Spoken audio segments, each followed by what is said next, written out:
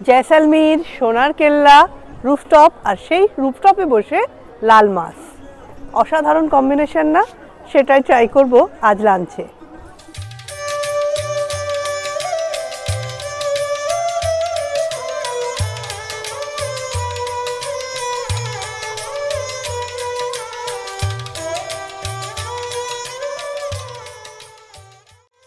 তবে শুধুই সোনার কেল্লা নয়, সোনালী শহর জয়সলমীরে পুরনো নতুন সমস্ত দেখার জায়গায় ঘুরে বেড়াবো। সেই সব তথ্য, সাথে কেল্লার মধ্যে হাভেলিতে থাকা, তার ফোন নাম্বার সহ খরচ সব তুলে ধরবো আজকের ভিডিওটাতে। সমস্ত কিছু জানতে স্কিপ না করে শেষ অবধি ভিডিওটা দেখতে থাকুন। দুদিন জয়পুর ঘুরে তৃতীয় দিন জয়পুর থেকে খুব সকাল সকাল গাড়িতে রওনা হয়ে পড়লাম জয়সলমীরের উদ্দেশ্যে। আজ অনেকটা জার্নি, প্রায় 10 ঘন্টা মতো। জয়পুর থেকে প্রায় 2 ঘন্টা পরে কিষানগড়ে আমরা ব্রেকফাস্টের জন্য একটা ছোট ব্রেক নিলাম। কিষানগড়ে এটি একটা জৈন রেস্টুরেন্ট, নিচে মিষ্টির দোকান আর ওপরে ভেজ রেস্টুরেন্ট। এখানে সব কিছু নাকি ঘিয়ে ভাজা হয়। এখানে সবাই ব্রেকফাস্টে দেখছি কচৌরি, সিঙ্গারা ও জিলিপি খাচ্ছে, আমরাও তাই অর্ডার দিলাম। গরম গরম ঘিয়ে ভাজা কচুরিটা সত্যি দারুণ লেগেছিল। আবারও রওনা হলাম। আজকে আমরা জয়পুর থেকে জয়সলমীর যাচ্ছি। আজকে আমাদের অনেকক্ষণের জার্নি, সেই জন্য মাঝখানে যোধপুরে আমরা একটা হাইওয়ের ধারে ধাবাতে দাঁড়িয়ে গেছি। তো সেখানেই একটুখানি আমরা ব্রেক নিয়ে তারপর আবার জয়সলমীরের দিকে যাব। আর জয়পুর থেকে যোধপুর আসতেই সময় লেগেছে আমাদের 6 ঘন্টা। এখনও প্রায় আরও 3-4 ঘন্টা তো লাগবেই মনে হচ্ছে। দেখা যাক কটায় পৌঁছাচ্ছি।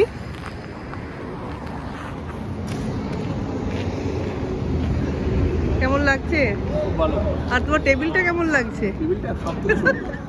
খাটিয়ার মাঝখানে ডিভাইডার দেওয়া, এটা হচ্ছে সবগুলোতেই পাতা রয়েছে, মানে এখানে এটাই সিস্টেম আর কি, খাবার রাখার জন্য। দুদিকে বসবে আর মাঝখানে খাবার, জগ, গ্লাস সব রাখা রয়েছে। আমার কফি রয়েছে।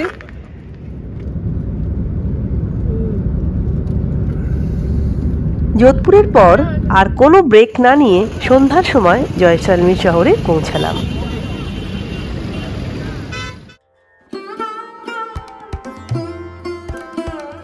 জয়সলমীরে আমাদের হোটেল কল্যাণ হাভেলি, যেখানে আমরা এই সন্ধেবেলাতেই চেক ইন করলাম। জয়সলমীরে আমাদের পৌঁছাতে কিন্তু সন্ধেই হয়ে গেল। যোধপুর থেকে জয়সলমীর আসতে কিন্তু আমাদের 4 ঘন্টা সময় লাগলো। তাই সন্ধেবেলায় আমরা এই জয়সলমীরে চেক ইন করলাম। বেশ ঠান্ডা হওয়ারই কথা ছিল ডিসেম্বরের শেষ যখন। আর ঢুকেই আমরা এই ঠান্ডায় প্রথমেই আগে একটু চা অর্ডার দিয়েছি, চা খেয়ে নিচ্ছি। আর রুমটাও আপনাদের ঘুরিয়ে দেখাবো, পুরো রুমটা।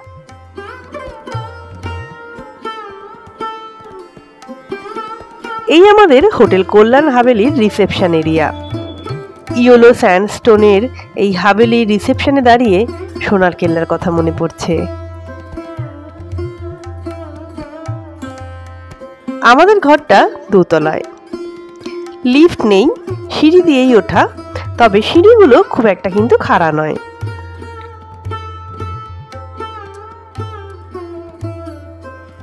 এই হলো হাভেলিতে আমাদের ঘর, রুম নাম্বার 107। ঘরটা বেশ বড়, পুরো পাথরের দেওয়াল। এই রুমটায় ডবল বেড ছাড়াও একটা সিঙ্গেল বেড আছে। আর ঘরটায় আলাদা মাত্রা এনে দিচ্ছে এই দুটো ঝরকা। ঘরটির ভাড়া 3000 টাকা। তবে সিজন অনুযায়ী কিন্তু ভাড়া বেশি কম হতে থাকে।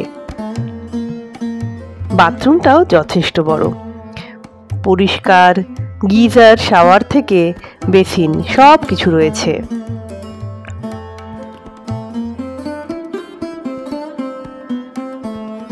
চলে এসেছি হাভেলির ছাদে।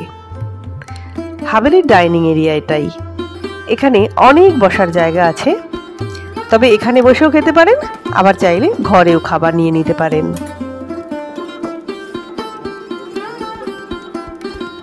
প্লেন দিজিয়ে। অর্ডার দিয়েছিলাম তাওয়া রুটি, আর তার সাথে দিয়েছিলাম কড়াই পনির আর একটা মিক্স ভেজ, তার সাথে স্যালাড ওরা দিয়েছে। আর তো রাজস্থানের সব জায়গাতেই পাঁপড় একটা সবসময় ওরা কমপ্লিমেন্টারি দিয়ে থাকে। এখানে সব রকম খাবারই আছে, তবে সবই ভেজ। জয়সলমীরে আমাদের প্রথম সকাল। চা নিয়ে বসে পড়েছি ঝরকাতে। ঝরকা দিয়ে বাইরে দেখা সোনালী শহরের মিষ্টি সকালে সত্যি সোনা ঝরে পড়ছে যেন।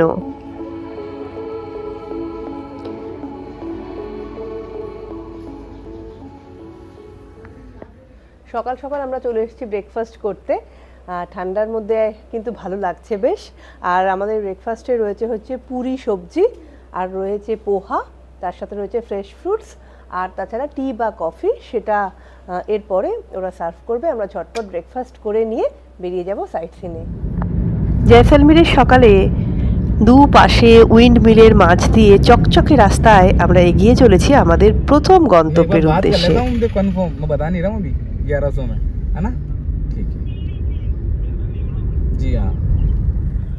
বারাবাগে এসেছি আমরা এখন। আমরা বারাবাগের দিকে যাচ্ছি। এটা একটা পাহাড়ের উপর ধাপে ধাপে তৈরি ছাত্রী।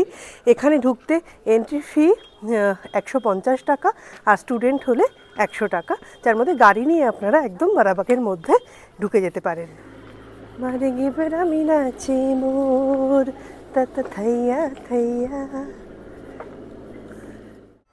চলে এসেছি আমরা জয়সলমীরের অন্যতম সুন্দর ট্যুরিস্ট স্পট বারাবাগ।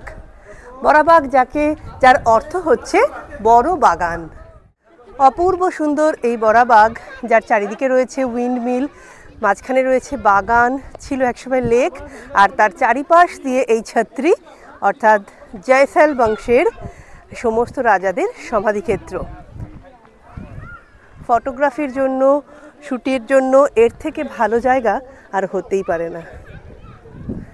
হাম সাথ সাথ সিনেমার মারে গেবরামি নাচে মোর, এটাই কিন্তু শুটিং স্থল।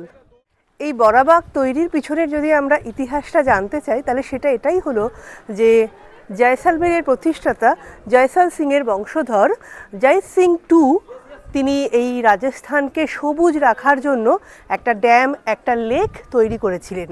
আর জয় সিংয়ের মৃত্যুর পর তার ছেলে লুনকারান সিং এই পাহাড়ের ওপরে এই বাগানটা তৈরি করেছিলেন এবং এখানে বানিয়েছিলেন এই জয়সলমীর রাজাদের সমাধিক্ষেত্র অর্থাৎ শ্মশান ভূমি। এবং সেখানে লুনকারান সিংয়েরও এই ছাত্রীর মধ্যে তারও সমাধিস্থল আছে, এবং সেখানে প্রায় জয়সলমীরের অনেক রাজাদেরই সমাধিস্থল হলো এই বারাবাগ। এই পাথরের খোদাই করা মানে হলো রাজা ও রানী এখানে পাশাপাশি সমাধিস্থ।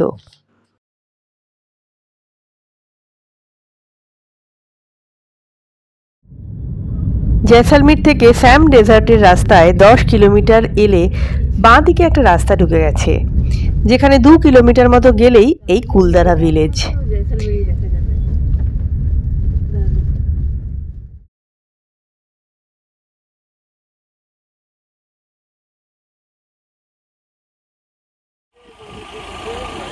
এখান থেকে টিকিট কেটে ভিতরে ঢুকতে হবে। এন্ট্রি ফি 30 টাকা পার হেড, আর গাড়ি নিয়ে ঢুকলে গাড়ির জন্য 50 টাকা লাগবে। এখন আমরা কুলধারা ভিলেজ দিয়ে হাঁটছি। এই কুলধারা হচ্ছে একটা হন্টেড ভিলেজ বলা হয় এটাতে, কারণ কোনো এক রাতে এখানে এই কুলধারা ভিলেজ ও এর আশেপাশের 84টা গ্রামের লোকজন এক রাতে উধাও হয়ে যায়। তারপর থেকে এটা হন্টেড ভিলেজ হিসাবে পরিচিত।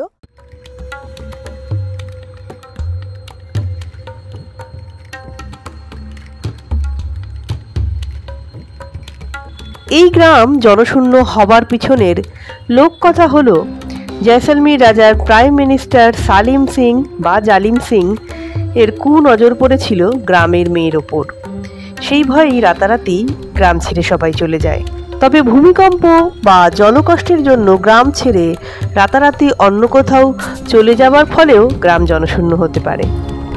রাজস্থান ট্যুরিজম কুলধারাকে একটি হন্টেড ভিলেজ বা ভুতুড়ে গ্রাম হিসাবে প্রমোট করতে চাইছে।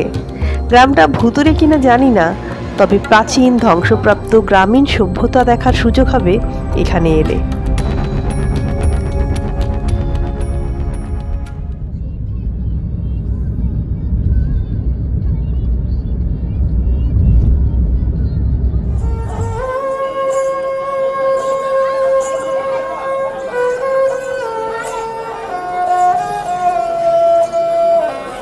সোনার কেল্লা। 1156 সালে ভাটি রাজপুত রাজা রাওয়াল জয়সওয়াল তৈরি করেছিলেন এই কেল্লা, যা আপামর বাঙালির কাছে পরিচিত সোনার কেল্লা হিসাবে, মুকুলের বাড়ি হিসাবে।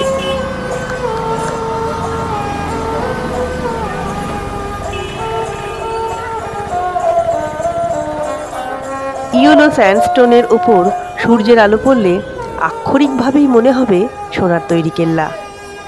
বিশ্বের যে সমস্ত ফোর্টগুলোতে মানুষ বাস করে, সোনার কেল্লা তার মধ্যে অন্যতম। এমনকি এশিয়ার লার্জেস্ট লিভিং ফোর্ট এটাই। জয়সলমীর, সোনার কেল্লা, রুফটপ, আর সেই রুফটপে বসে লাল মাছ, অসাধারণ কম্বিনেশন না? সেটাই ট্রাই করব আজ লাঞ্চে। কেল্লার মধ্যে স্থানীয় লোকের বাড়িঘর ছাড়াও রয়েছে দোকান, থাকার হোটেল ও অনেক রেস্টুরেন্ট। জয়সলমীরে এসে যারা ননভেজ খেতে চান তারা আঙ্গারা এই রেস্টুরেন্টটায় আসতে পারেন। এখানে অসাধারণ ভিউয়ের সাথে পাবেন সুস্বাদু সব খাবার। ভিতরে বসতে চাইলে এখানে রয়েছে খাবার জন্য সুন্দর রাজস্থানি স্টাইলে নিচে বসার ব্যবস্থা।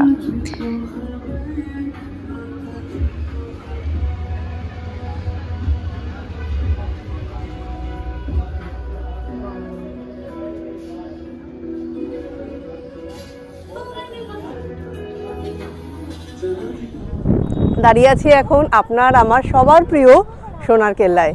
আর সোনার কেল্লাতেই আজকে এই রুফটপ রেস্টুরেন্টে আমরা করব আজকে লাঞ্চ, অঙ্গারা রেস্টুরেন্ট। আর এখান থেকে কি সুন্দর গোল্ডেন সিটির ভিউ, অপূর্ব। লাঞ্চে নিয়েছিলাম জিরা রাইস, চিলি চিকেন আর লাল মাছ। লাল মাছটা কিন্তু খেতে বেশ ভালো এবং 5-6 পিস আছে, স্বাদ ভালো। হ্যাঁ, দাম 680 টাকা, কিন্তু খুব সুন্দর, দারুণ অ্যাম্বিয়েন্সে খুব ভালো লাঞ্চ করছি, খুব ভালো লাগছে।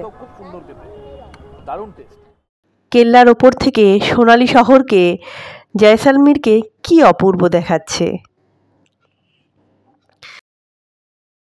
কেল্লার মধ্যে এই হলো রাজার প্রাসাদ, যেখানে প্রবেশ মূল্য 100 টাকা, আর ক্যামেরা বা মোবাইল ফোনে ছবি তুলতে চাইলে তার জন্য অতিরিক্ত 150 টাকা।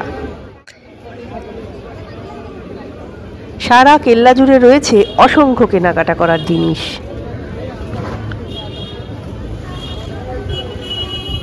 কেল্লা থেকে হাঁটা পথে বা অটো করে চলে আসতে পারেন গলিস্য গলি তস্য গলিতে অবস্থিত পাটোয়া কি হাভেলিতে।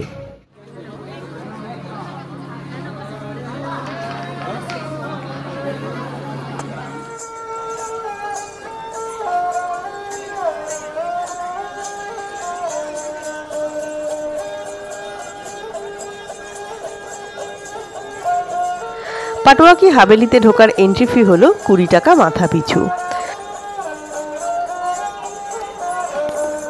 1805 সালে বিত্তশালী ব্যবসায়ী গুমানমাল পাটোয়া হলুদ পাথরের তৈরি এই হাভেলিগুলো বানিয়েছিলেন।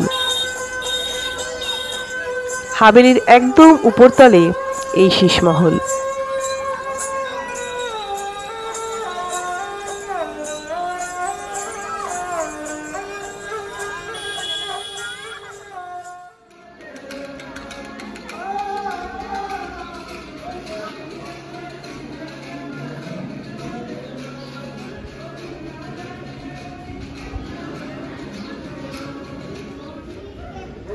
পাটোয়া কি হাভেলির ছাদ থেকে দূরে ওই দেখা যায় সোনার কেল্লা।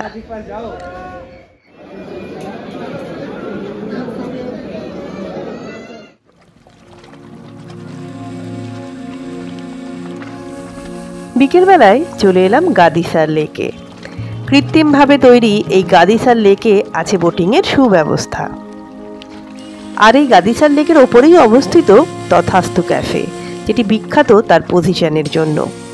এখানেই অপূর্ব লেকের দৃশ্য দেখতে দেখতে সন্ধ্যার চাতে চুমুক দিয়েই লেকের ধারে সিঁড়িতে গিয়ে বসলাম লাইট অ্যান্ড সাউন্ড দেখার জন্য।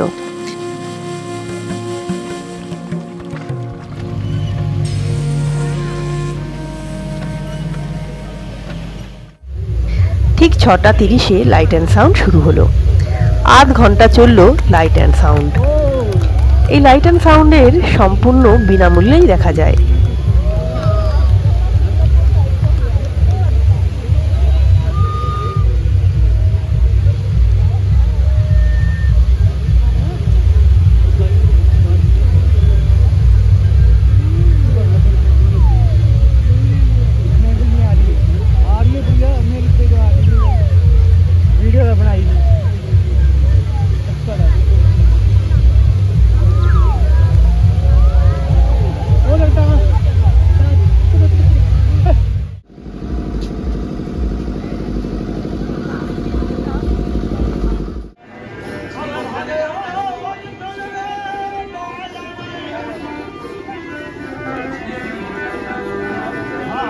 গাদিসার লেকের ধারে রয়েছে অনেক মন্দির, অনেক ক্যাফে, অনেক রেস্টুরেন্ট, আর সারা আশপাশ জুড়েই রয়েছে অনেক কেনাকাটা করার জায়গা।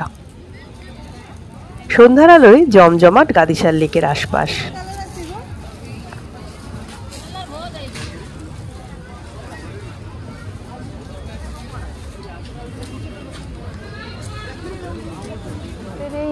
কল্যাণ হাভেলি যে জায়গাটায়, সেই জায়গাটা একটু দেখাই।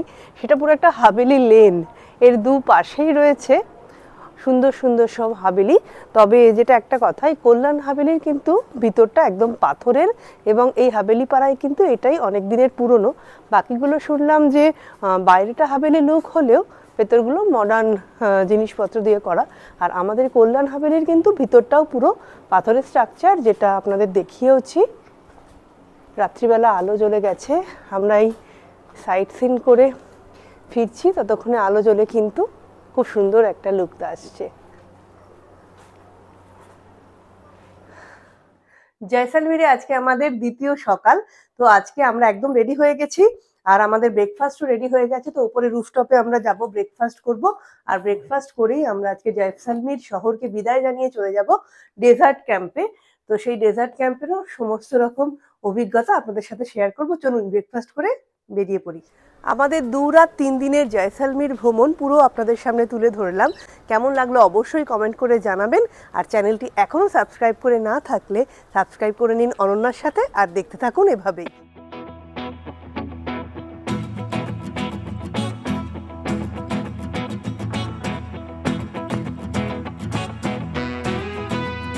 রওনা হয়ে পড়লাম বহু প্রতীক্ষিত মরুভূমির উদ্দেশ্যে।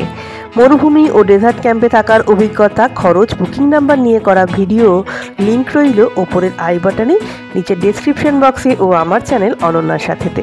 চ্যানেলটি এখনও সাবস্ক্রাইব না করে থাকলে অবশ্যই সাবস্ক্রাইব করুন, আর এই ভিডিওতে লাইক ও কমেন্ট করে জানান কেমন লাগলো।